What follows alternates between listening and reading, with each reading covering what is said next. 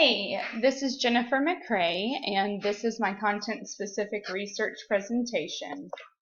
The focus of my presentation was on technology and instructional technology strategies that can be found within a mathematics classroom, particularly in the middle grades. I was mostly interested in the use of Google Apps and Google Classrooms and what Google offers for math classes, but Google Classroom is relatively new technology, so it was difficult for me to locate peer-reviewed journals on that specific topic, though I did find a few, and you'll see those at the end of the presentation. The first article that I read was called Online Learning, a Middle School Mathematics Perspective. This particular article was written by a math teacher from New York who had about 7 years of teaching experience and was working on a doctoral degree. In this article, the author makes several suggestions for the use of technology in a mathematics classroom. The first suggestion I found really interesting and had not previously thought of doing this. It's the use of videos for the differentiation of instruction. So she allows her students to watch different instructional videos on a particular topic and to sort of work through that material at their own pace as she circulates through the room asking questions and facilitating learning. The second suggestion was the use of virtual manipulatives, which I've heard great things about but have not personally used. She talked about how it cuts costs on the physical manipulatives and gave the National Library of Virtual Manipulatives as a resource for finding offerings for the mathematics class. Her third suggestion was communication. She talked about how avenues like Google Talk, Gmail, and Twitter allow for both written and verbal communication of mathematical understandings, which of course we know if a student can write their thought process of how they're going about solving a math problem, that enhances learning, of course. Her fourth suggestion was assessment. This is probably how I most frequently use technology in the math class. She talked about the benefits of instant feedback and having a variety of outlets. So some of the resources that she suggested were IXL.com, GeoGebra, which I believe we've talked about several times this semester, and iMovie.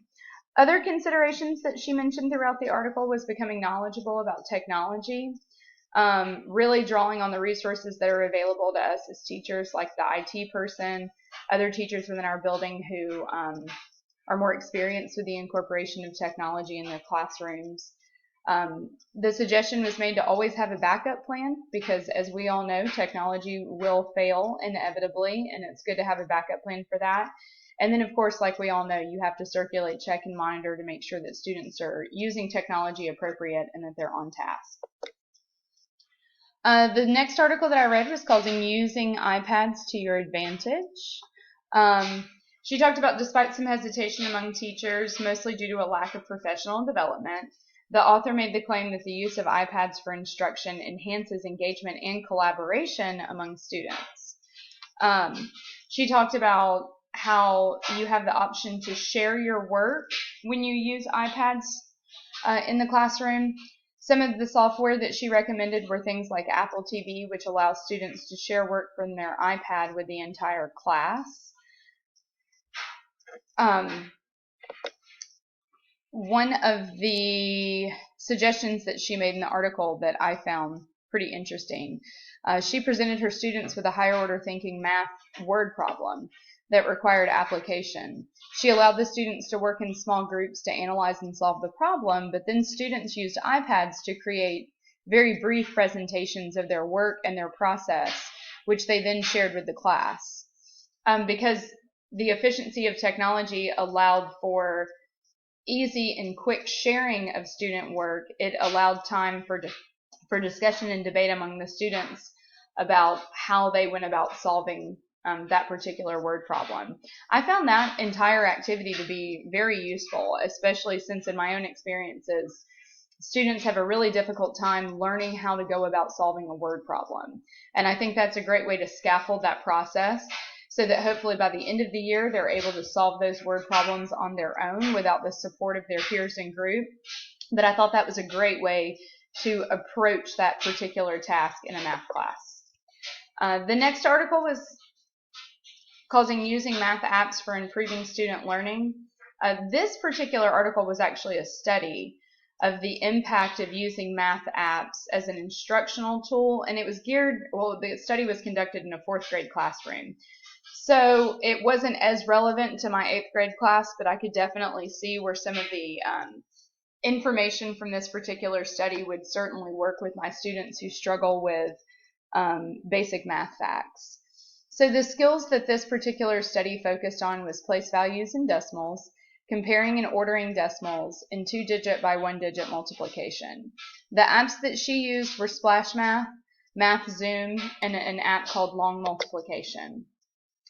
In this particular study, the procedures involved students taking a paper and pencil pretest, spending 15 minutes on one of those math apps that I just mentioned, and then after that 15 minutes, they took a paper and pencil post-test.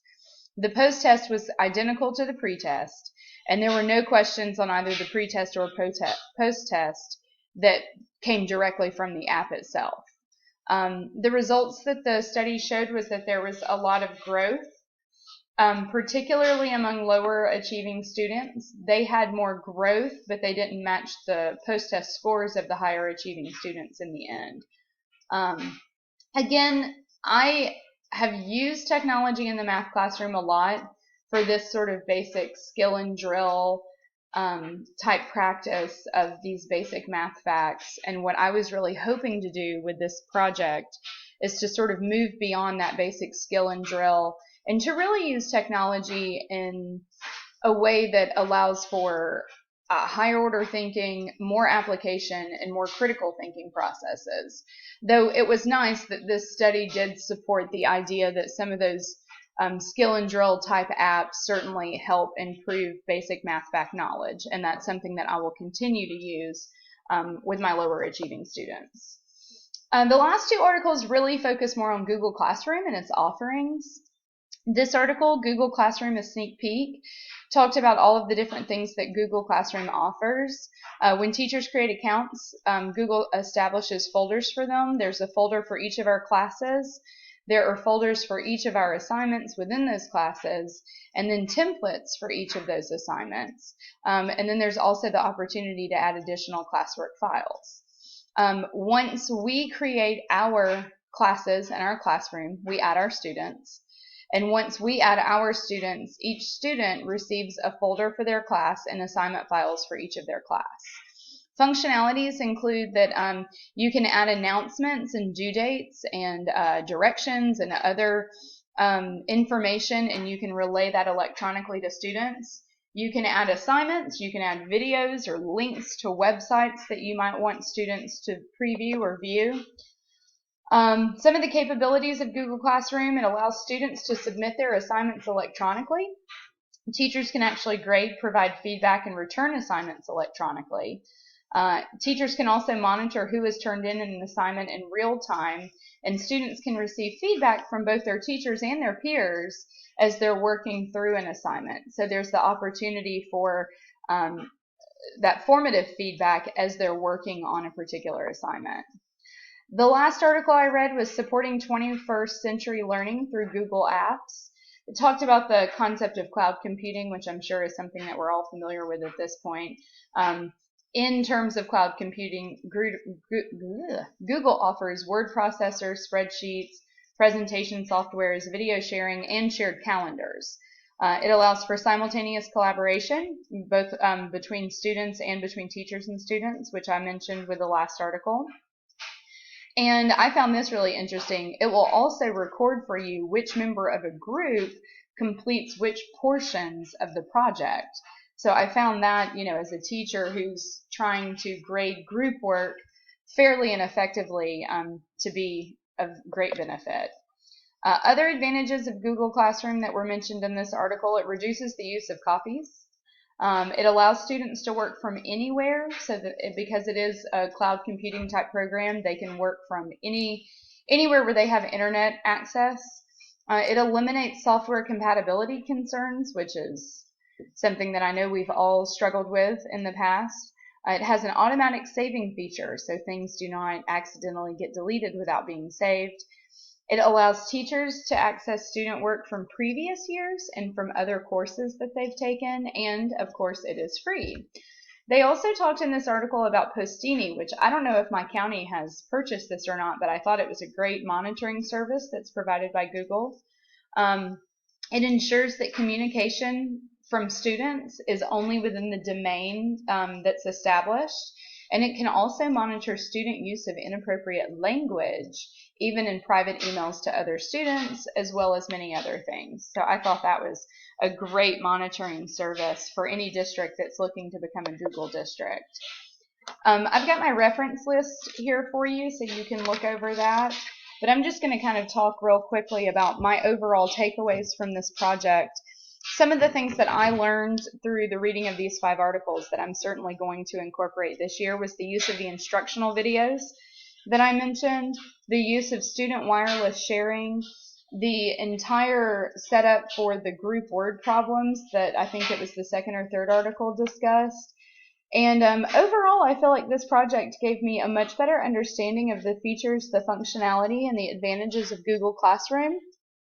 For the first time since I've heard that we were going Google, I'm actually excited to experience the system myself and to see exactly how I can use Google in my own classroom. So I'm very excited about that.